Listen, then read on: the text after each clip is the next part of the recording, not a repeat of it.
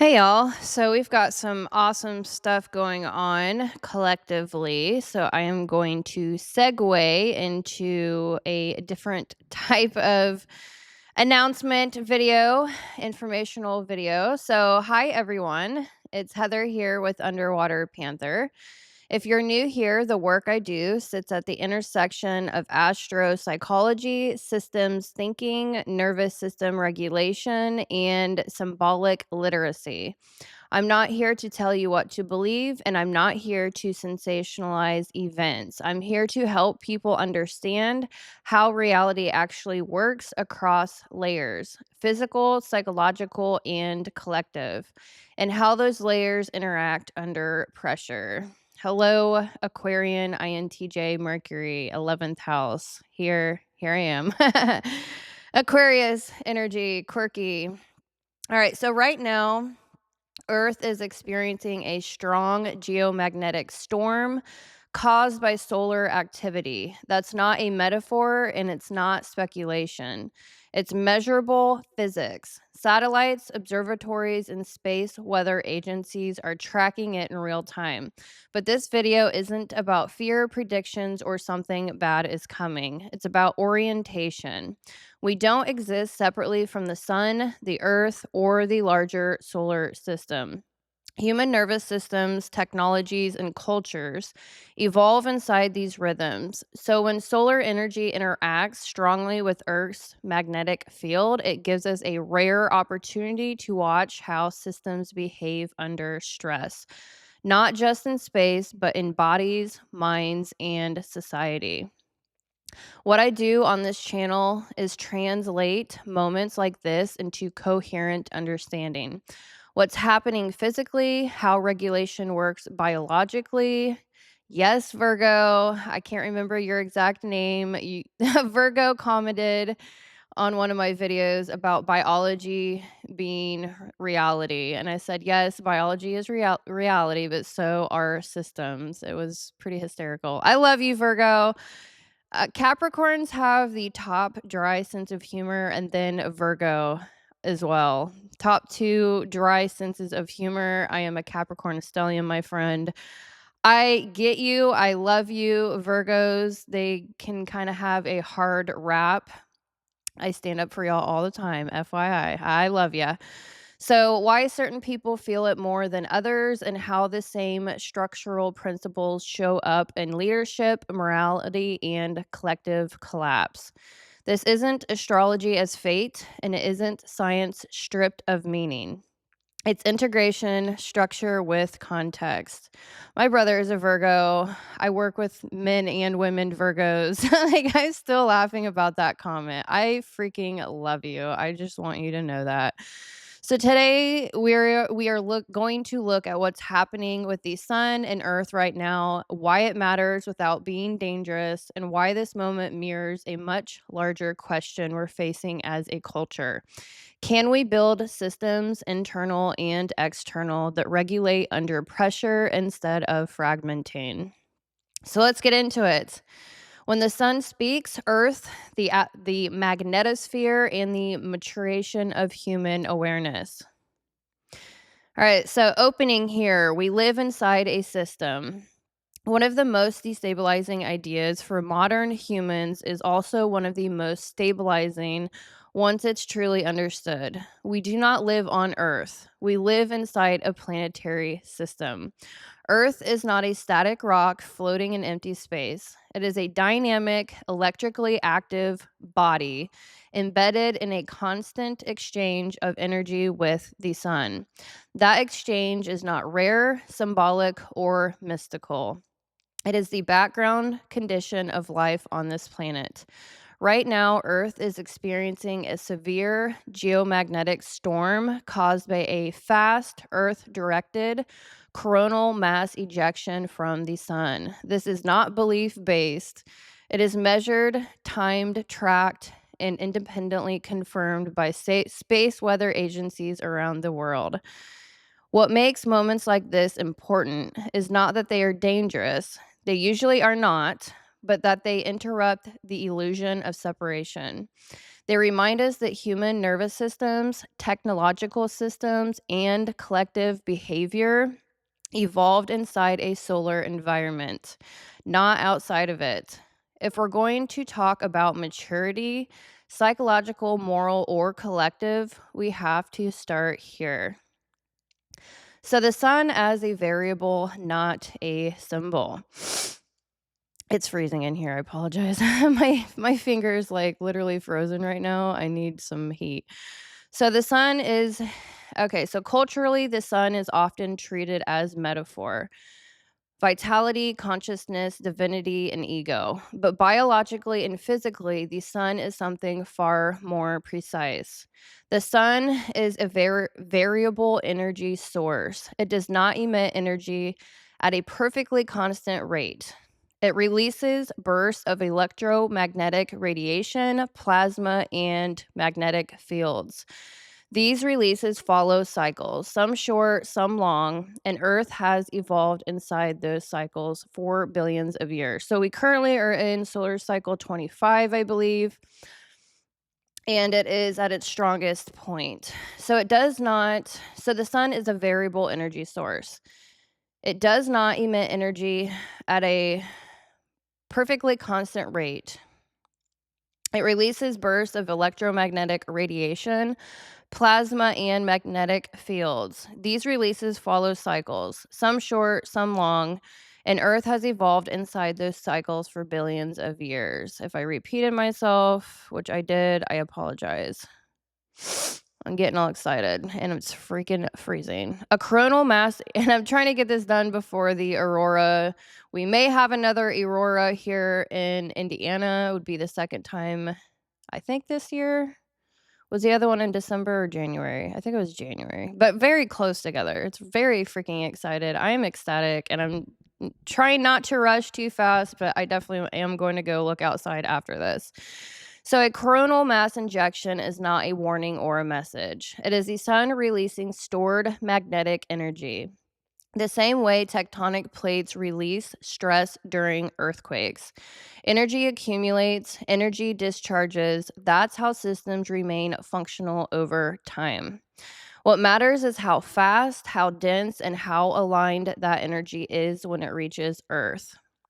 The event we're currently experiencing involved unusually high speed, arriving in less than 25 hours rather than several days, a largely Earth-directed trajectory.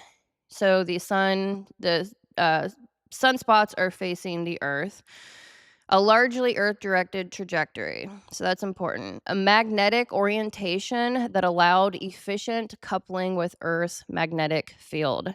Those three factors together escalate impact, not danger. Talking about solar flares. The magnetosphere, Earth's regulatory system. Earth's magnetosphere is best understood as a regulatory system, not a shield in the simplistic sense. It does three critical things. It buffers extremes, redirects excess energy, and prevents overload. During a geomagnetic storm, the magnetosphere becomes more active because it is doing more work. Magnetic field lines stretch, reconnect, and vibrate. Energy flows into the ionosphere, where it excites atmospheric gases. This produces auroras. Auroras are not just pretty lights. They are visible evidence of successful regulation, energy being safely dissipated instead of catastrophically absorbed. This distinction matters deeply because regulation, not suppression, is the hallmark of healthy systems. And this is where the human parallel begins to matter. The human nervous system is also electromagnetic. The human nervous system is electrochemical. Neurons communicate through electrical impulses. The heart generates a measurable electromagnetic field. Brain rhythms synchronize to environmental cues, especially light. Circadian rhythms governing sleep, hormone release, and temperature regulation are entrained primarily by solar cycles. This is physiology, not philosophy. When the background electromagnetic environment fluctuates rapidly, the nervous system does not panic, it compensates. But compensation requires energy. For well regulated individuals, this may appear as subtle fatigue, mild restlessness, or lighter sleep. For already overloaded nervous systems, it can show up as irritability, emotional intensity, anxiety spikes, or difficulty concentrating. This does not mean the sun is causing emotions. It means regulation has a cost. The same principle applies socially. Collective systems mirror biological ones. Civilizations, like bodies, rely on regulation. Power grids regulate energy flow, supply chains regulate material flow, and institutions regulate behavior, meaning, and trust. When systems are optimized for efficiency rather than resilience, they function beautifully under stable conditions and fail under stress. Geomagnetic storms don't break strong systems, they reveal which ones were already fragile. The same is happening culturally. When individuals lack internal regulation, they seek external control.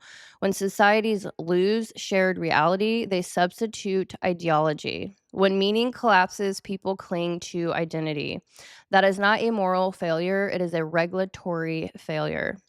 Because whenever the sun sends a surge of energy into Earth's magnetic field, we get a rare opportunity to watch how systems behave under pressure. Technological systems, biological systems, and human systems. And if you've been paying attention, you'll notice something unsettling. The way our power grids strain, the way communication flickers, the way people feel disoriented or agitated, all of it mirrors the same pattern we're seeing in leadership, medicine, morality, and culture. So, tonight, I want to slow this down. I'm going to explain what's actually happening in clear language. I'm going to explain why people feel different during events like this without mysticism or fear. And then I'm going to show you why this moment mirrors a much deeper systemic collapse we're already living through. So, what just happened at the sun? So, let's start with the mechanics.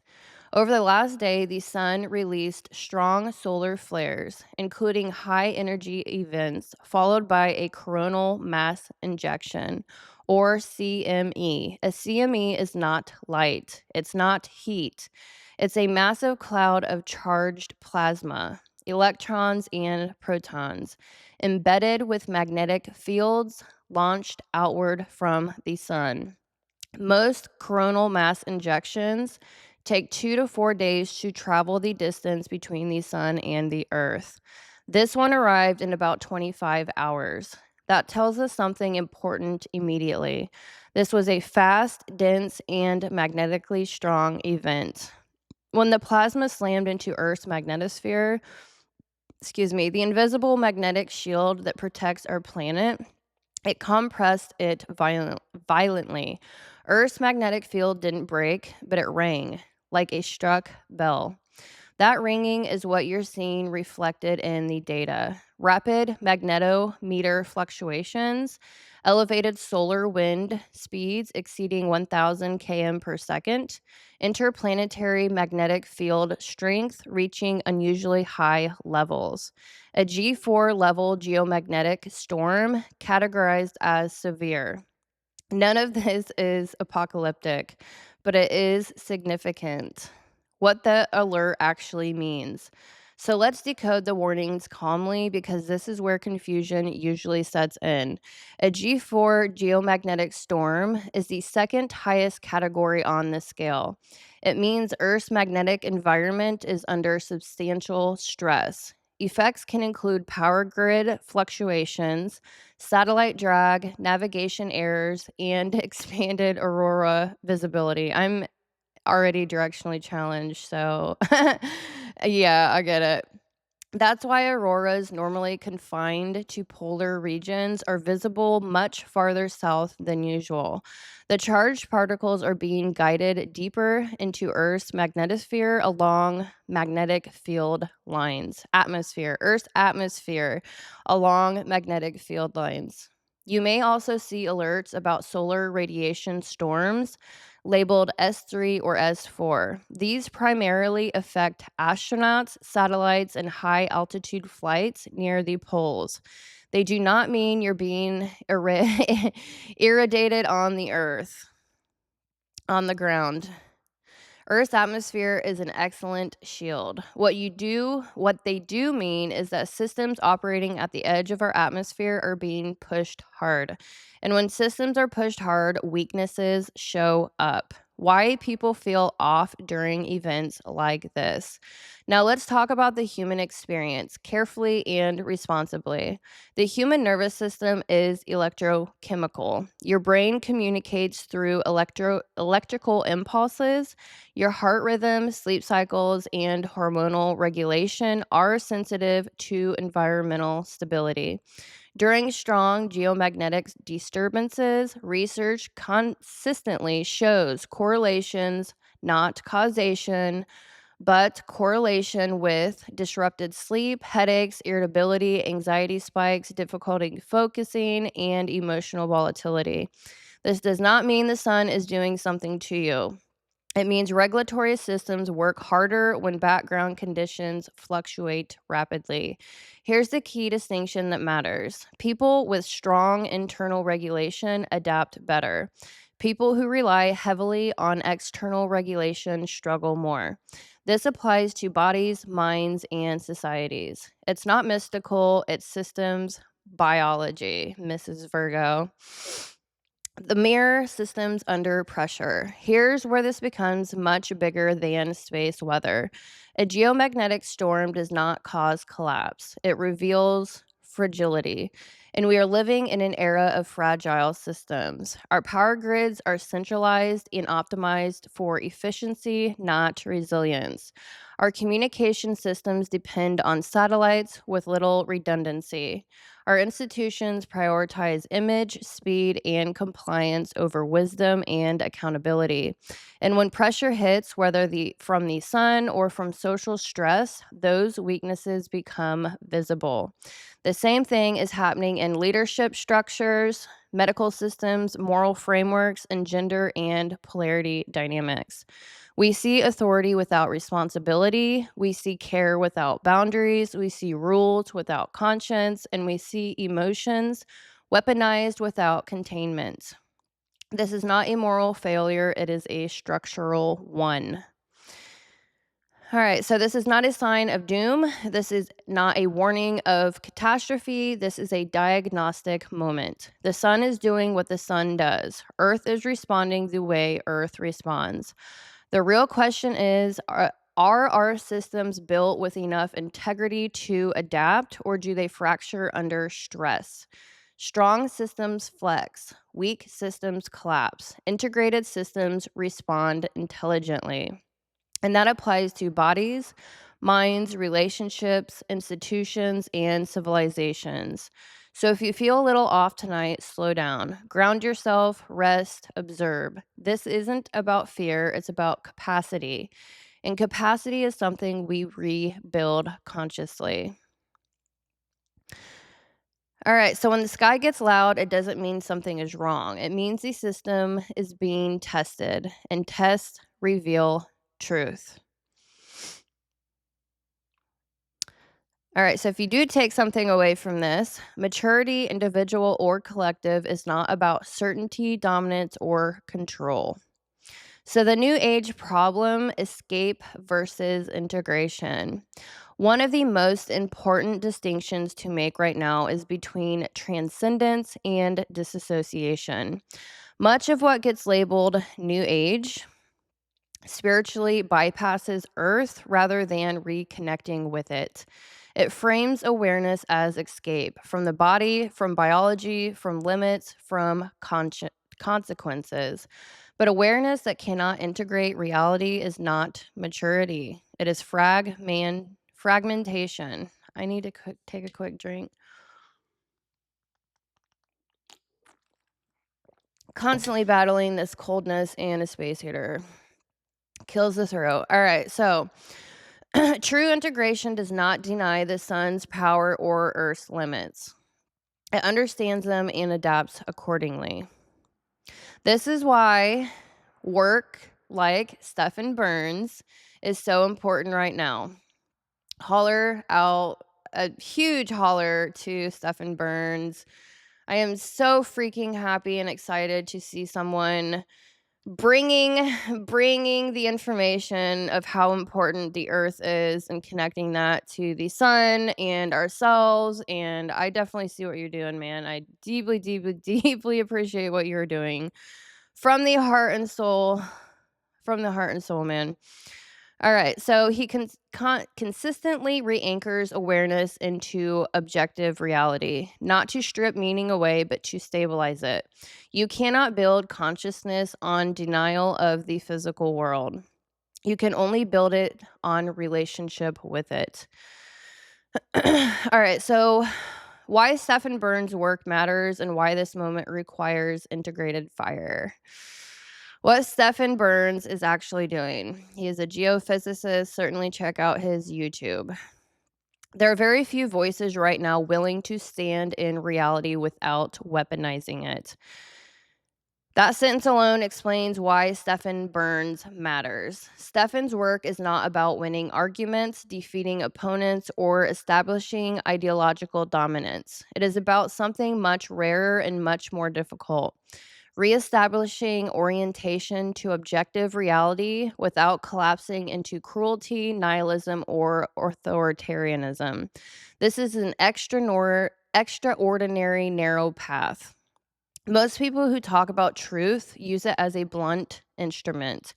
Truth becomes a way to dominate, dismiss, or humiliate. On the other side, many people who talk about compassion dissolve reality entirely, replacing structure with sentiment and calling it healing.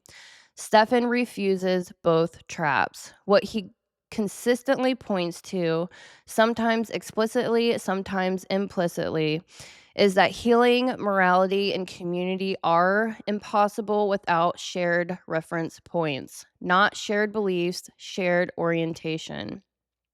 That this distinction is critical. Belief is internal and subjective. Orientation is external and stabilizing. A society can tolerate a wide range of belief, but it cannot survive without orientation to reality itself. Stephen is one of the few voices naming this without hysteria. He speaks directly to psychological cost of losing structure, not just socially, but internally. When people are untethered from reality, they do not become free. They become anxious, reactive, tribal, and increasingly authoritarian in their own behavior, even when they claim to oppose authority.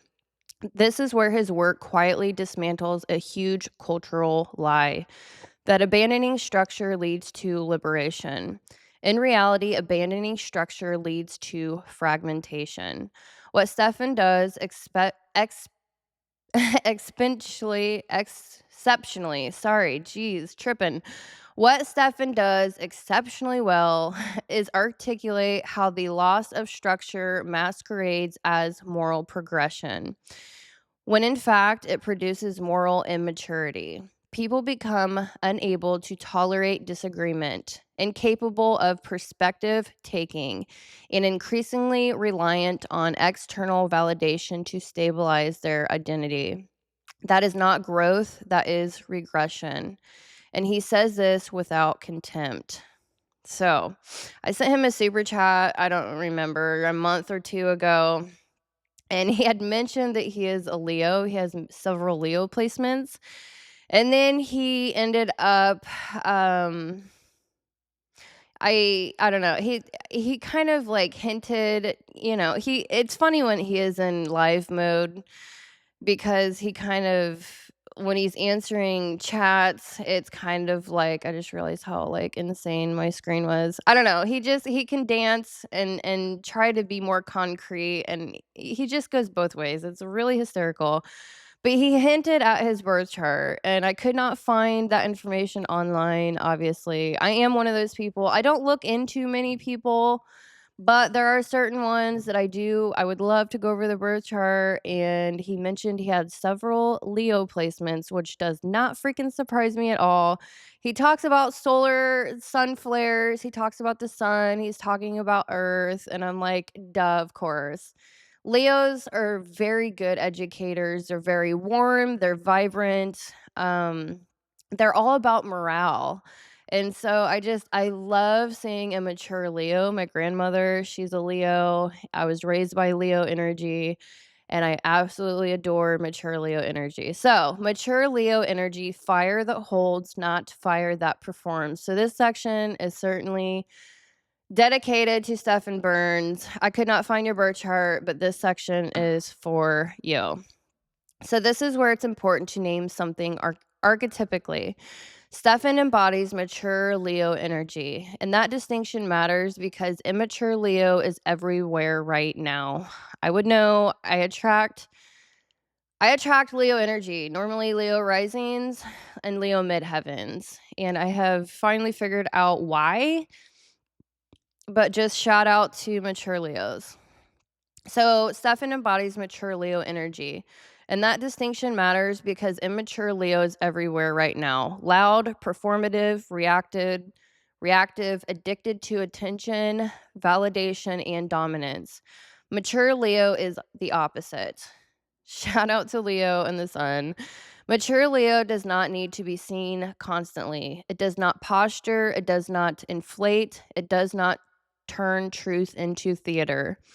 Mature Leo holds center. It speaks from coherence rather than urgency. It radiates authority without demanding submission. It carries fire without setting everything around it on fire. That's what makes Stefan's presence stabilizing rather than inflammatory. He doesn't rush people towards conclusions. He doesn't collapse complexity into slogans. He doesn't pretend neutrality where none exists. But he also doesn't confuse conviction with righteousness. This is why his critiques land differently. He critiques systems, not people's humanity. He critiques narratives, not individual worth. And he constantly points back to something almost no one wants to hear anymore. You cannot heal if you abandon reality. That message is not popular, but it's necessary. And culturally, it arrives at exactly the right moment. All right, so I could say so much more on that, but I'm not going to. Current astrology as timing, not cause. Astrology is often misunderstood because it is treated either as superstition or as destiny. In its mature form, astrology is neither. It is symbolic timing language, a way of describing what phase a system is moving through, psychologically and collectively. Right now, the dominant archetypal conversation is between Aquarius and Capricorn, with fire dynamics pressing underneath. Aquarius governs systems, ideologies, collectives, and abstract principles. It asks big questions. What kind of society are we building? What do we believe in? What values should govern the future? Capricorn governs structure, responsibility, consequence, and functional authority. It asks harder questions. Can this actually work? Who carries the weight? What happens when ideals meet reality? When these two archetypes are active together, societies are forced to confront whether their ideals are structurally viable or merely aspirational fantasies. This is not a comfortable phase. Aquarius without Capricorn becomes detached, ideological, and ungrounded. Capricorn without Aquarius becomes rigid, controlling, and brittle. The work of this moment is integration. This is precisely why voices like Stefan's matters so much right now.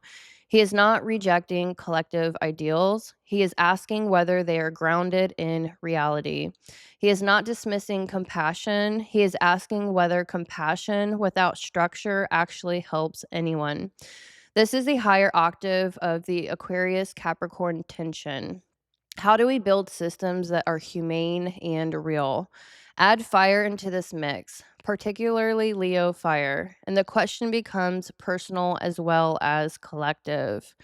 Fire asks who is willing to stand visibly in truth without collapsing into ego or fear. Who can carry authority without domination? Who can speak plainly without cruelty? Mature Leo answers that question by example, not performance. This is why Stefan's work feels stabilizing to people who are exhausted by polarization. He models something that many people sense is missing, but cannot quite articulate: centered leadership that does not require enemies. So, why this matters more than ever. This moment does not require louder voices. It does not require more certainty. It does not require more tribes, more outrage, or more moral theater. It requires adults. Adults who can tolerate complexity. Adults who can hold reality without weaponizing it. Adults who understand that structure is not oppression, it is what makes freedom sustainable. Stephen Burns' work matters because it quietly reintroduces adulthood into a culture that has confused emotional intensity with moral depth. And the astrology of this moment supports that task, not as fate, not as prediction, but as timing. This is a moment that asks, can we integrate fire with structure, or will we keep burning ourselves down in the name of feeling right? Mature Leo already knows the answer, and that's why voices like his matters now. All right, so I'm going to get more into um a little bit more into, I think, the scientific. All right, so I'm going to go more into a little bit of the scientific, a little more into the astrological, and then into solar flares. All right, so today's cosmic and earth events: science plus astrology plus human awareness. When we talk about today's space weather and astronomical conditions, it's useful to anchor two perspectives at once: observational science and cosmic context, because both are real, measurable, and meaningful in different ways. So let's start with the data actually shown. So today, the sun erupted with a powerful X-class solar flare activity, the strongest kind of flare we categorize on the NOAA scale. These events launch enormous bursts of solar plasma and magnetic fields outward, coronal mass ejections that can reach Earth in as little as a day, which is exactly what you're seeing now. Earth's magnetic field began experiencing the effects of the CME yesterday, and as of today, scientists have recorded a G4 severe geomagnetic storm in progress. This means the magnetosphere is being substantially disturbed by the solar wind and the magnetic field carried from that eruption, and conditions could remain elevated through today and into tomorrow. So this is not fear-mongering, this is observation. Real measurements from the NOAA, SWPC, and other authorities. Man, it's freezing.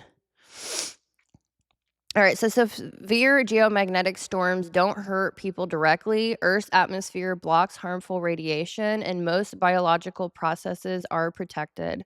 But what they do reflect is how much human systems rely on external stability: communication infrastructures, GPS, and satellite operations, radios, and all of the functions optimally when Earth's electromagnetic environment is calm. During storm events, there can be temporary signal degradation, or navigation anomalies.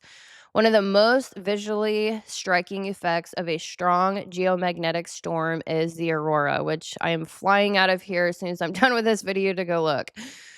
The northern lights, typically confined to polar latitudes, strong events like this can push auroras much further south than usual. Today's forecast, backed by NOAA and multiple observational reports, suggests the aurora may be visible across large parts of Canada and the northern US, possibly even into states like Washington, Michigan, New York, and as far as South Alabama or parts of California, under the right conditions tonight.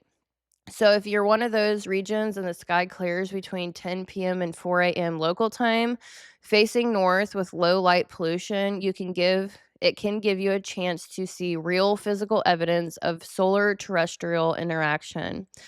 Now let's situate this planetary context, because often when big energetic things are happening in the sky, we are also seeing meaningful astrological configurations. Astrologically, today marks a new moon in Aquarius, a lunation that literally began on January 19th, 2026. New moons are always moments of reset, but an Aquarius lunation emphasizes collective vision, original thinking, and detachment from worn out structures.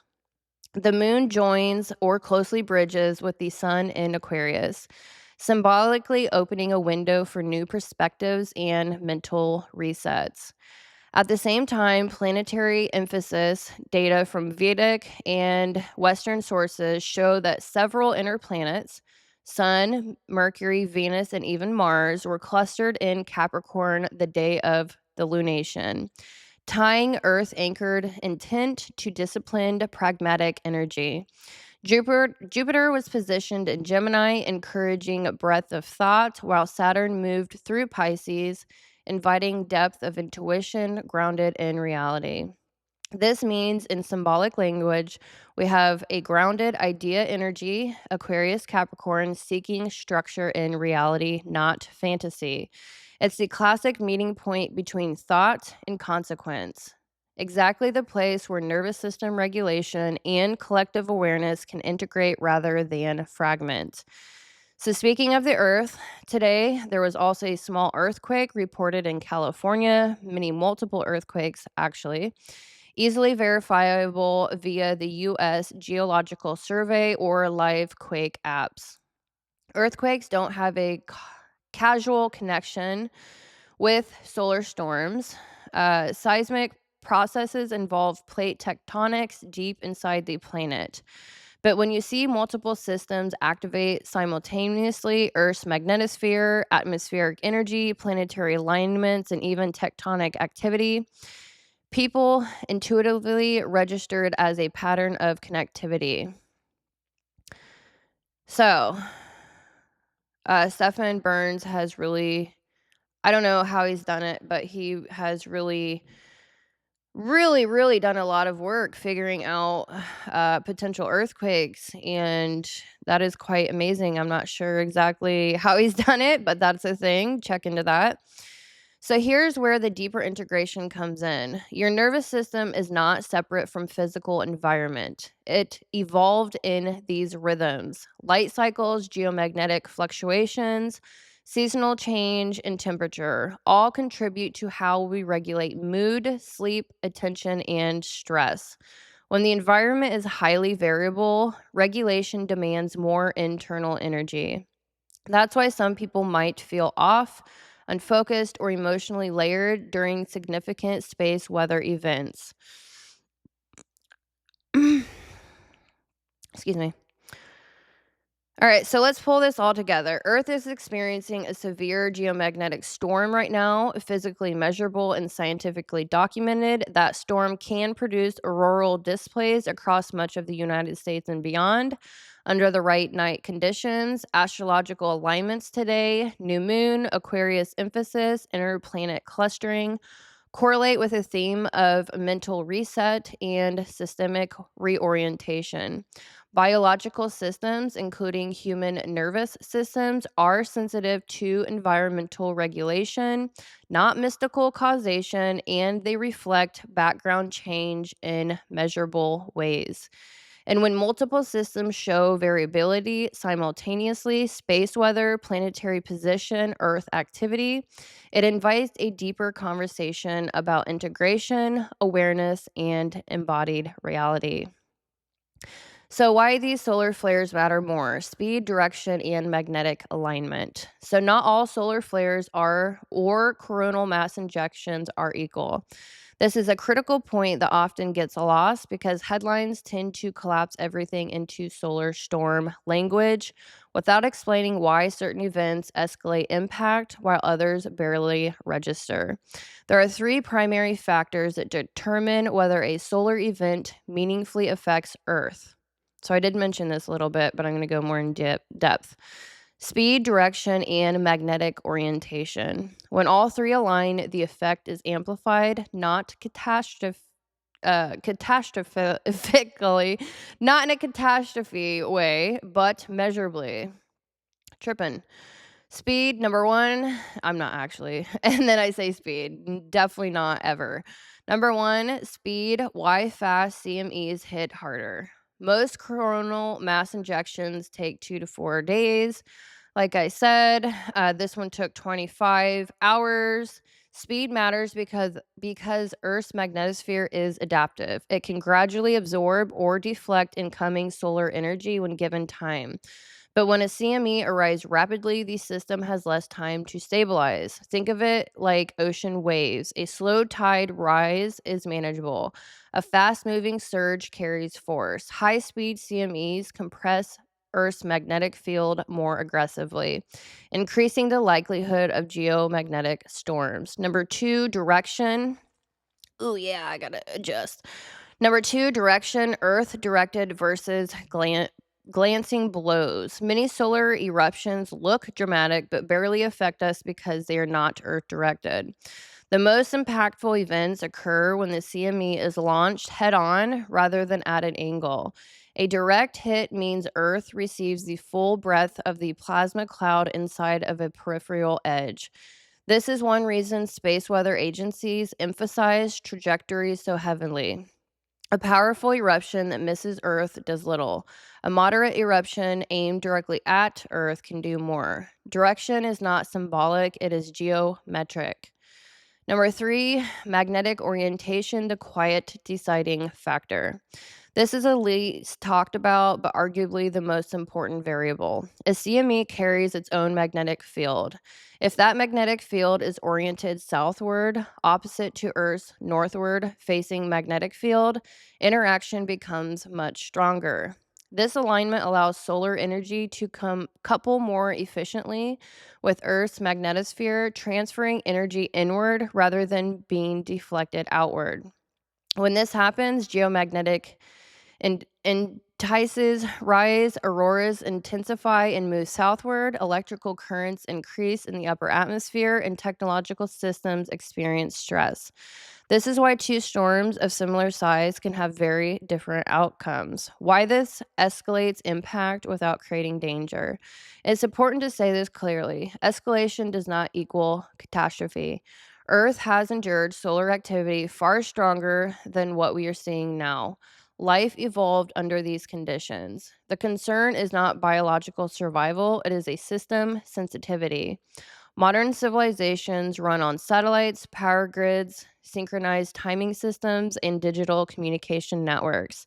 These systems are efficient, but not always resilient. So, when a fast Earth directed CME with favorable magnetic orientation arrives, it doesn't harm humans, it tests infrastructure. And that's the larger parallel. So, the structural parallel. So, we're tying it back into the broader theme. What we are watching in the sky mirrors what we are seeing culturally. Systems built for speed and optimization perform well under normal conditions. System built for resilience and structure perform well under stress. Solar activity doesn't create weakness, it reveals where buffering, grounding, and redundancy are lacking. The same is true psychologically and socially. When pressure increases, regulated systems adapt. Unregulated systems fragment. Overextended systems collapse inward. This is not punishment, it is physics. And also a reminder not to panic, but to rebuild with reality in the mind. All right, so let's see what else I have. Tons and tons. All right, what time is it? It's 11 o'clock.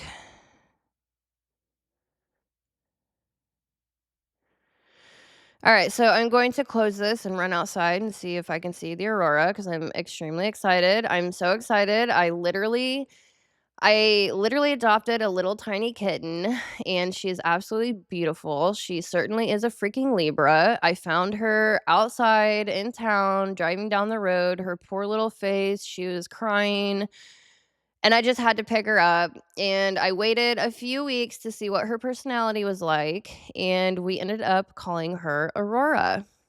And I think that's so great. I mean, we found her, when was it? September? Or no, October. It was probably like November, October, November. I can't exactly remember. I'm terrible with time. But yeah, so my little kitten's name is Aurora, and hopefully we get to see another one. All right, so the bigger meaning without mysticism. Auroras are a reminder that Earth is a part of a living solar system. We are protected by structure, not separation. Beauty often appears when energy meets containment. The sun provides energy, Earth provides boundaries. The aurora is what happens when those two systems interact correctly. So, maturity is regulation. In closing, maturity, individual or collective, is not dominance, certainty, or control. It is regulation under pressure. The sun will continue to do what stars do. Earth will continue to respond as planets do. And humans will either integrate reality or fragment under it. Nothing about this is meant to scare us, it's meant to orient us. Because awareness that includes Earth is wisdom, awareness that excludes it is fantasy. When the sky gets loud, it doesn't mean something is wrong. It means the system is being tested, and test revealed truth. My little girl's calling me. She wants to know about the aurora. All right, love y'all. Hopefully you enjoyed this video. Like and subscribe, and I'll see you in the next video. I'm running outside like a little kid. All right. Like and subscribe. Love y'all. See ya. Peace.